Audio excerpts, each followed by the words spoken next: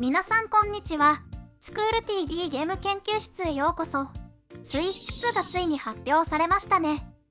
皆さんはスイッチ2の任天堂ダイレクトご覧になりましたか？こちらの予想を大きく上回る驚きの内容ばかりでしたね。この動画ではダイレクトの内容を踏まえながら特に気になったポイントを3つご紹介します。まずは1つ目、ソフトラインナップがすごい。今回は最初のダイレクトということもあり、スイッチ2の性能の話がメインになると思っていましたが、蓋を開けてみればソフトメーカーから様々なタイトルが発表されましたね。特に気になったのはストリートファイター6や FF7 リメイク、エルデンリングなど今まではスペックの問題でスイッチでは発売できなかったであろう大型タイトルがこれでもかと発表されたこと。この点からもスイッチ2はスペック面で大きくパワーアップしていることが伺えますね。またソフトメーカーからの目玉としてフロムソフトウェアの完全新作ダスクブラッドも発表され、フロムの新作がまさかのスイッチでと多くのゲーマーが驚いたことでしょう。特にスイッチ以外にゲームを触らない人は今までは遊べなかったタイトルの数々にワクワクされたのではないでしょうか。そしてもちろん忘れてはならないのが任天堂のゲームタイトル。前々から映像で発表されていた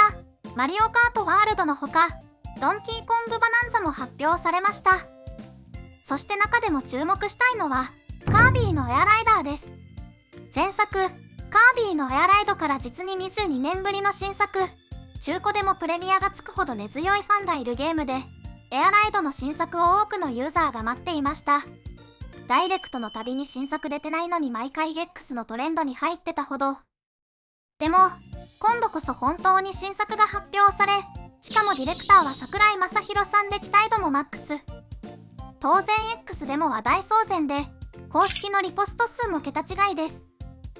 かくいう私も待ちわびていたファンの一人で今から発売が楽しみですね。スイッチ2の発売日に全て遊べるわけではありませんが、これだけのタイトルが発表されたのは本当に嬉しい限り安心して購入できますね。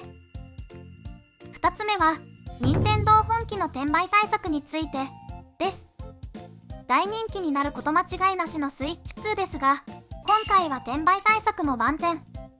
前回はスイッチが半導体不足とコロナ禍の影響で品不足になり転売ヤーの餌食になってしまった教訓が存分に生かされているようです。やはり任天堂を怒らせてはいけない。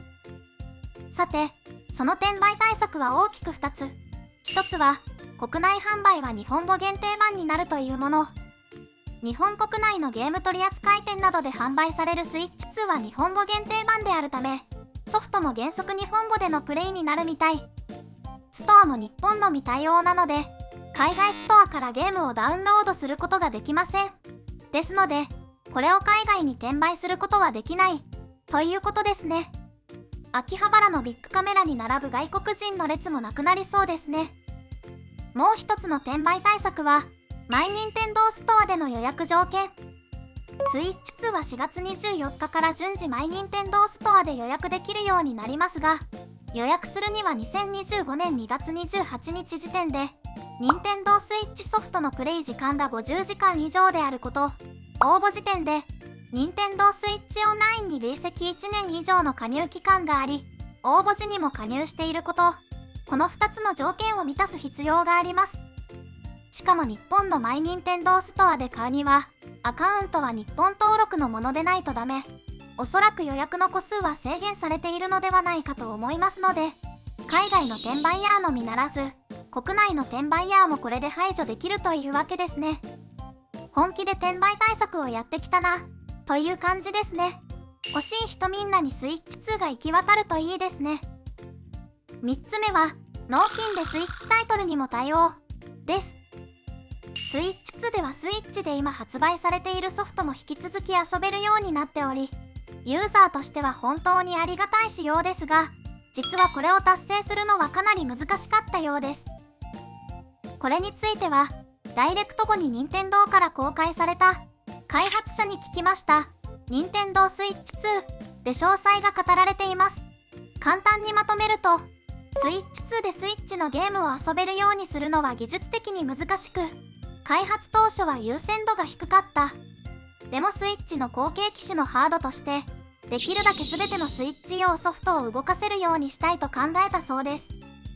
そこで採用した対策が、1万タイトルあるソフトを一つ一つ問題なく遊べるかどうかを確認するというもの。なんかとんでもないことをさらっと言っているような。普通はこういうことはやらないはずで、ある程度、例えば8割くらいのタイトルがちゃんと動いたら、あとは互換性の問題云々と言っても何ら問題ないはず。